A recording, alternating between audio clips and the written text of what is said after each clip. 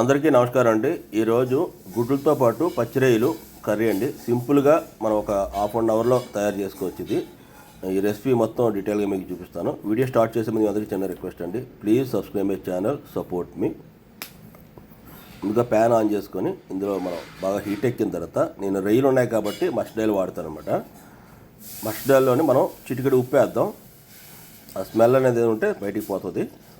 Non veg అంటే non వెజ్కి మనం మిగతా నూనె వాడినా ఒక ఫిష్ మట్టుగా మస్టర్డ్ ఆయిల్ వాడితే చాలా టేస్ట్గా ఉంటాయండి. ఒకసారి మీరు కూడా ట్రై చేయండి.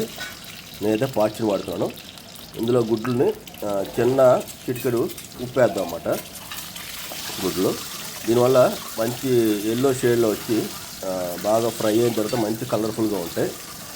ఇది ప్యాన్ అయితే ట్రైప్లే అండి, ప్రెస్టేజ్ది. దీని వీడియో కూడా నా ఛానల్లో ఉంటుంది, చూడొచ్చు. ఎక్కడ అంటుకోవటం లేదు, గుడ్లు పర్ఫెక్ట్గా రోస్ట్ అవుతున్నాయి. నాన్ స్టిక్ టైప్లోనే ఇది, కానీ నాన్ స్టిక్ కోటింగ్ ఉండదు అనమాట. నాన్ స్టిక్ బదులుగా ఇవన్నీ ఈ మధ్యలో ఇవందరూ ఇవే వాడుతున్నారు. కొంచెం ఎక్స్పెన్సివ్, కానీ చాలా పర్ఫెక్ట్గా అన్నీ కుక్ అవుతాయి. నాకు చాలా బాగా నచ్చింది.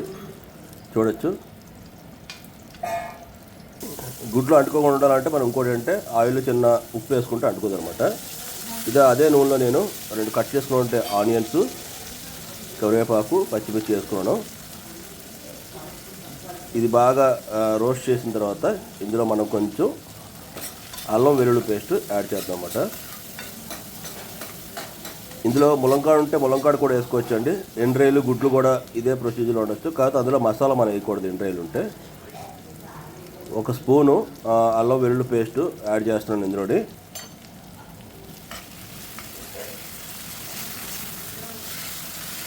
ఇది మార్నింగ్ టైము లంచ్కి క్యారీ కట్టడానికి పిల్లలకు కానీ హస్బెండ్కి కానీ ఇది చాలా ఈజీగా అయిపోతుంది. స్పెషల్గా కూడా ఉంటుంది అన్నమాట. ప్రాన్స్ నేను ఎప్పుడు రెడీ చేసి ఇంట్లో పెట్టుకుంటానండి. ఇది ఎయిర్ టైట్ కంటైనర్లో పెట్టి డీప్ ఫ్రిడ్జ్లో పెడితే మీకు 30 డేస్ అయినా సరే అలాగే ఉంటాయి అన్నమాట. అంటే మీరు వాడే కంటైనర్ బాగుండాలి. నేను గ్లాస్ కంటైనర్ వాడుతున్నాను. అవి కూడా వీడియో నా ఛానల్లో ఉంటుంది. ఇందులో కట్ చేసి పెట్టుకుని ఉంటే 2 టమాటాలు ఉన్నాయి కదా, అవి 2 కూడా వేసి బాగా మగ్గనిద్దాం.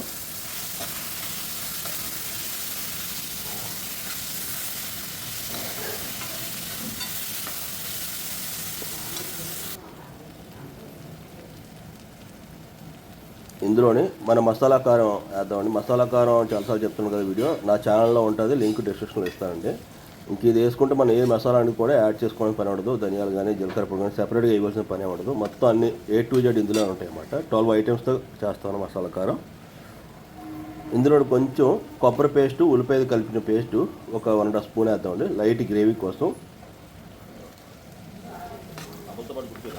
దీన్ని బాగా రోస్ట్ చేస్తాము, పచ్చివాసన పోయేదాకా కొంచెం రోస్ట్ చేద్దామండి.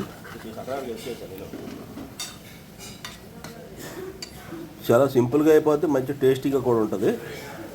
ఇందులో లైట్గా వాటర్ పోసుకొని కొంచెం ఫిష్ మసాలాని యాడ్ చేస్తున్నాను.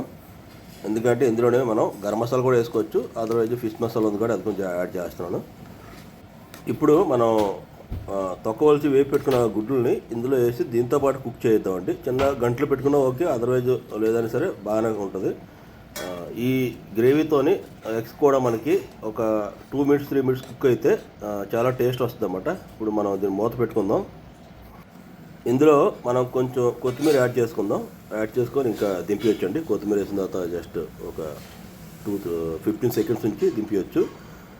మీరు కూడా ఇంట్లో ట్రై చేయండి. ఎలా ఉందో ప్లీజ్ కామెంట్ పెట్టండి.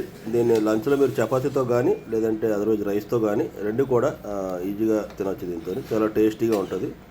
ఇటువంటి మోర్ ఇంట్రెస్టింగ్ వీడియోస్ కోసం please subscribe my channel, support me. Thank you.